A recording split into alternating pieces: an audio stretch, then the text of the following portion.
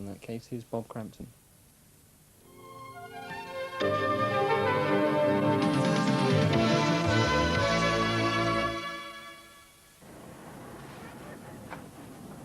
Hallfield Prison in Bristol tonight. In the highest security wing, John Cannan, the man who killed Shirley Banks, is beginning a life sentence. For once, it'll mean just that. The judge told him at the age of 35 that he'd never come out of prison again. He's simply too dangerous. Cannan is responsible for a series of ruthless sex attacks, but he'll always be remembered as the man who committed the murder of Shirley Banks. The judge said Cannan is violent, horrible, evil. Tonight, we look back on that evil past, on the rapist who was freed from prison to strike again. We've been told that he's a classic serial rapist. If he hadn't been caught, he would have gone on to commit further awful crimes. But there's another side to John Cannan, a charming man with dashing good looks who liked to think he was a man about town, able to boast to the police about a string of affairs. Just 6 weeks before his arrest, John Cannan made this video for a dating agency in Bristol. It was a controlled, confident performance. I think a ruff would suit me. Right. Tights and a sword. I can see me on some bridge or some galleon, bigger pirate. Yes, I can handle that. In all, the judge handed down 3 life sentences and another 38 years in prison terms. John Cannan, rapist, kidnapper and murderer. We'll be returning to that interview later in the programme and talking to the other key figure in this case, Richard Banks. As far as John Cannan is concerned, you know, I have no thoughts really at all. Is this a significant day in your life? Does it mean that you can start again? I think it's probably less significant for me than it is for everybody else, really, because it's just sort of confirming publicly what everybody involved with the whole sort of horror of it has known for getting on for 2 years. For Richard Banks, the ordeal is finally over after 18 months. But as Cannan starts his life sentence, there are still questions to be answered. How could a woman like Shirley Banks have been kidnapped in a busy shopping centre like Broadmead? Were the police too slow to launch their biggest ever inquiry? And has Cannan got away with murder? The murder of Susie Lamplugh, the London estate agent whose body has never been found. Compare this picture of Cannan with this artist's impression of the mysterious Mr. Kipper, the man the police want to trace in connection with the disappearance of Miss Lamplugh. But first, the tragedy of Shirley Banks, the young woman who went out shopping and never returned. Shirley Ann Reynolds was born in Scotland. She was the eldest of 3 sisters in a close-knit family. They moved to Somerset, where Shirley was educated. After school, she took a business course at Bristol Polytechnic. Her last job was at Alexandra Workwear in Patchway, where she'd been for several years.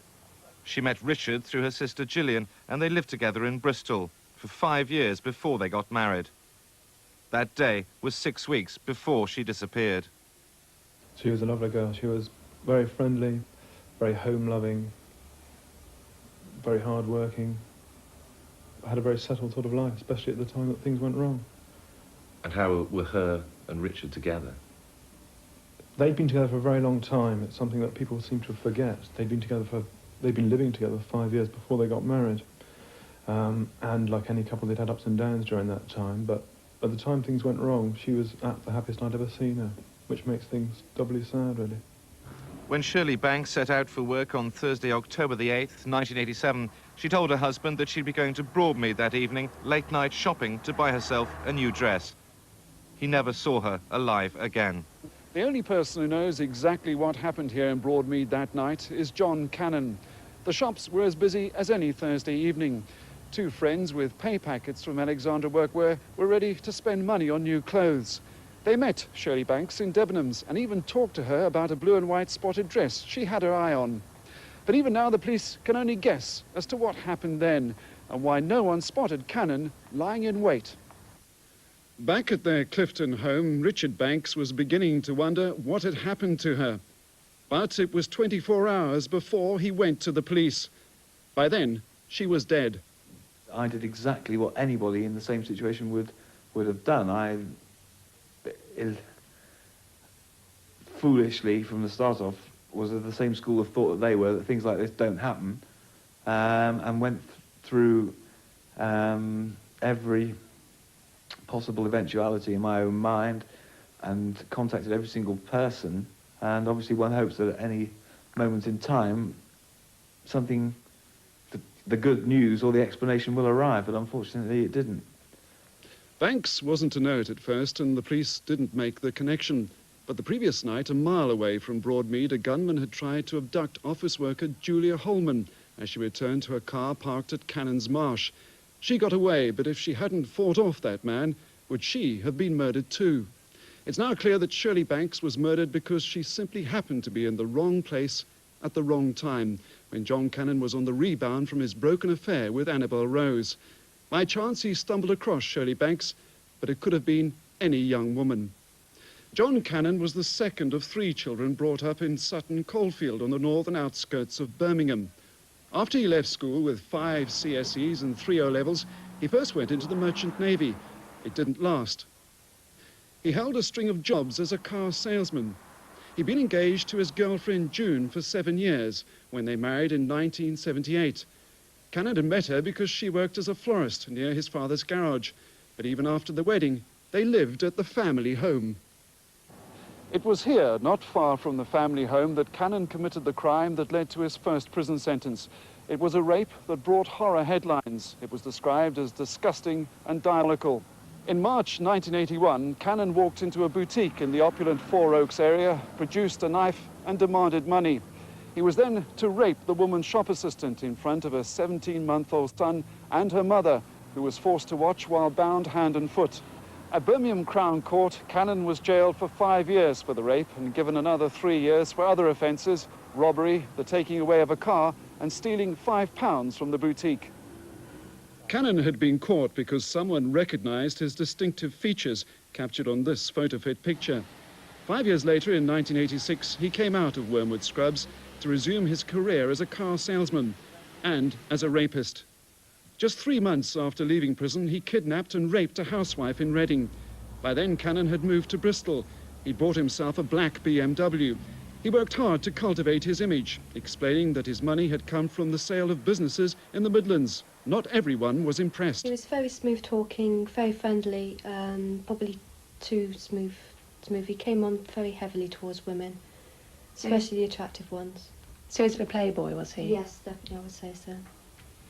Later, Cannan went back to his job as a car salesman, this time at Holder's garage in Congresbury. He apparently charmed a string of women with his tall stories. Until 3 weeks before Shirley Banks went missing, he decided to register with a dating agency, which used to have offices in Park Street. He signed on under the pseudonym John Peterson, describing himself as a born romantic. He was actually very nice. I thought he was attractive, well presented. He had a smart suit on, and he came across as a very confident and probably fairly aggressive person. But I did actually quite like him. Yes, I have a dislike of inflated egos. People who are, they look at me, I'm great type. I don't like that. Right. I can't handle that sort of inner weakness. The kind of pretentious. Yeah, I don't like that at all. I just like just normal, average people. Right. And what do you look for in a person of the opposite sex when you first meet? What would attract you to women? Well, I think apart from the physical side, again, I think somebody who's pleasant, who's natural, who's relaxed, somebody who's calm, just pleasant, just sort of nice. You're not worried that they're career orientated? No. No. Well, as somebody who's career orientated myself, I couldn't blame them for that. Yeah. No, not at all. Not at all. Now, do you admire any famous people, past or present? Yes, I've admired a few. People like Gandhi, philosophers like Bertrand Russell, present-day people like Prince Charles, who's socially aware. Were you surprised then that he was looking for a girlfriend? I was. I couldn't really understand why somebody who had so much going for him was actually here with us in the dating agency. He seemed to have a successful business. I knew that he was divorced, so I presumed that, he was looking for a new partner since he'd been divorced. But He had a lot of qualities and he seemed to have a very lively personality, and I thought that he would have no difficulty meeting somebody. What do you feel about it now, knowing who you were sitting opposite? Well, obviously with hindsight, you look back on it and it changes the whole situation. And it's made me very aware of how misleading good looks can be, and how really you can't always trust people on face value. Cannan's performance did the trick, though. The agency was inundated with women taken in by the smooth, educated businessman. We showed the dating agency video to a consultant therapist, and he took a completely different view, seeing right through the facade. For the majority of people, when they hear about a sex offender, they immediately go into a typology, that somehow he's like a man in a dirty raincoat, the comical joke at one end, or else he's a 6'6" monster looking a bit like a werewolf. Cannan dramatically opposes those types of stereotypes because he was a man who was quite able to form relationships with women. There's talk of numerous relationships he had, some extremely abusive, but he had the ability to form that relationship. You saw the dating agency video. Yes. Did it surprise you that here was a man who was a flamboyant man, a suave man, and yet underneath there must have been something bubbling away? It didn't surprise me at all, but then I'd worked with men very similar to Cannan within prison who'd done very similar things. So I've always known that it can be that type of man who actually does those sorts of things. And I think in investigation we always have to be careful in case we have a stereotype of what a man is that does this sort of thing, because we can be deceived by it. When you consider that whole video is a charade as far as he's concerned, because he's just been released from prison for rape, he's actually the whole video pretending to be something that he's not, and how plausible he is in many ways as he comes over in that video shows you how he must have operated with regard to abducting and raping women. You have a clear picture of that. He does appear through the dating agency video to be very attractive to women. They were inundated with calls afterwards. Is this normal? It's not uncommon, and I can't speak for women as to why they would or would not find him attractive. Yes. So what was Cannan looking for? Physically, somebody like Stephanie Beecham. Who's that? No, it's actually, she's, I think she's in Dallas, Falcon Crest or something. But no, joking apart. Somebody natural, nice, pleasant, somebody with character, little personality. Practical? Practical, yes. Somebody, just somebody normal. Somebody who's easy and relaxed to be with. Now what about TV comedy programs? Is there anything that you like in that vein? I'm a little bit dry as regards humour. Dave Allen. Benny Hill is okay. Maybe that's a bit slapstick. Benny Hill. That's a bit slapstick, I know, but yeah, Benny Hill's okay. Or he used to be. Not so good nowadays, but he used to be. Yeah, that type of, mainly dry humour. In his video, he came out with some quite unusual and fairly amusing things.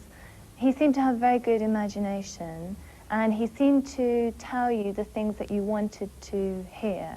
He seemed to be a fun person. I mean, obviously in a dating agency, people that are fun and lively and outgoing meet more people and they're more attractive to the opposite sex. So he seemed to know exactly what was required.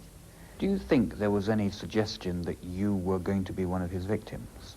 I think now, looking back with hindsight, it's probably very likely that I would have been. It's lucky that my husband was in the office and that I wasn't actually there alone, because I think if I'd been there alone with him, things might have been very different. 3 weeks later, Cannan found his victim, Shirley Banks. He brought her back here to his flat. The police could only piece together what must have happened, how she was handcuffed and gagged, forced at gunpoint, kept here for 18 hours, then driven in Cannan's black BMW to Lonely Woods on the Quantocks, where she was killed. As far as the police in Bristol were concerned, she completely disappeared, along with her rusty orange Mini. But the big breakthrough finally came 3 weeks after Shirley went missing. Police arrested Cannan in Leamington Spa on a completely different case. They found the tax disc from Shirley's Mini and the car itself, now painted blue and with false plates, inside his garage. There was no sign of Shirley or what had happened to her, but the police were convinced they had their man. For Richard Banks, his family and close friends, it had been a painful 3 weeks, a period of despair, frustration and helplessness. Not only did they have to deal with their own emotions of grief and worry, but also the scrutiny of the press and the police investigations. Steve Wilson and his girlfriend Caroline Harris, who gave up work to be with Richard 24 hours a day, were so concerned with the way the police inquiry was going, they kept a day-to-day diary. Looking back, they say, there were moments of complete insensitivity. We stressed several times that Shirley was not the sort of girl who would disappear for a day or a minute even without someone knowing where she was. They took them a long time to appreciate that. They did appreciate it after asking hundreds and hundreds of friends, and uniformly the answer was she wouldn't do that sort of thing. They were very slow to react to that. And I presume by the time they had satisfied themselves that this was very serious, days and days, perhaps weeks had gone past. Certainly. I mean, I don't think they decided anything until they'd actually got the car, when it was really presented to them on a plate. In the first couple of weeks, there were several incidents that you found particularly frustrating and showed signs, if you like, of police incompetence. Can you remember those clearly? Perhaps the smallest, but perhaps the most symptomatic of the whole thing was a policeman knocking on Richard's door with a picture of Shirley saying, "Have you seen this woman?" Extraordinary that should happen. There's a list of other incidents, but above all, there seemed little police liaison with Richard or help from other sources. It's difficult to imagine what he was really going through. Even now it's difficult to imagine what he's going through, but hell, I should think, would be one word to describe it. Well, I think I'd be a bit presumptuous to say that I did cope, really, and I think it's probably, as you well know, the sort of support of friends and family, either from the wings or sort of directly, that have enabled me to get through it. I would think it would be stretching it to say that I did cope, really, for a lot of it. From the outset, Richard Banks was among the main suspects. He bears no resentment about that, but the question mark remains. Could anything else have been done that might have saved Shirley's life? Their friends believe the police were too slow to see the connection with the attack on Julia Holman. It seems appalling to me that the police seem to have no record that John Cannan actually lived in Bristol. He's a man who, as we now know, had served time in prison for particularly hideous rapes, etc., and that they didn't seem to know he was living in Bristol. Julia Holman in Cannan's Marsh gave a very accurate description of that man. In an ideal world, they would have built up a photo fit, they would have matched it with people that they had on record who living in Bristol who had committed similar sort of crimes, and they perhaps would have found him earlier. And what about Richard Banks? In court, he was pictured as a man enjoying a wealthy lifestyle, driving a Porsche, and fully recovered from his wife's murder. The truth is very different. He has a new life now and a new girlfriend, but he's lost everything. His house, job, car, and tens of thousands of pounds. The mental scars will stay with him forever. I don't think about what he did to Shirley, because I cannot think about it. Do you still have memories of her then? It's very difficult to say. I mean, no, really, because